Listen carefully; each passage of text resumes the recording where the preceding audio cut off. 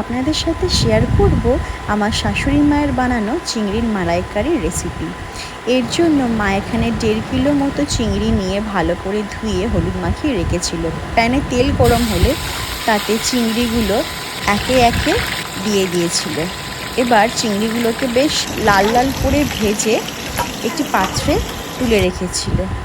এবার সেই গরম তেলেই এলাচ এবং দারচিনি দিয়ে ভালো করে নেড়ে ছেড়ে পেঁয়াজ বাটা, রসুন বাটা এবং আদা বাটা দিয়ে ভালো করে ভেজে নিয়ে তাতে সর্ষে, পোস্ত এবং কাঁচা লঙ্কা বাটা পেস্ট দিয়ে ভালো করে নেড়ে চেড়ে তাতে ধনে গুঁড়ো, জিরে গুঁড়ো, হলুদ গুঁড়ো এবং কাশ্মীরি লঙ্কার গুঁড়ো দিয়ে মশলা কষিয়ে নিয়েছিল। মশলা কষানো হলে তাতে টক দই ফেটিয়ে দিয়ে দিয়েছিল। টক দই ভালো করে নাড়িয়ে চাড়িয়ে নিয়ে এবার তাতে নারকেলের দুধ দিয়ে দিয়েছিল। নারকেলের দুধ ভালো করে ফুটতে দিয়ে তাতে স্বাদ মতো লবণ দিয়ে দিয়েছিল এবং এবার সেই মশলা চিংড়ির মধ্যে দিয়ে একটি কড়াইয়ের মধ্যে সেটি ফুটতে দিয়েছিল।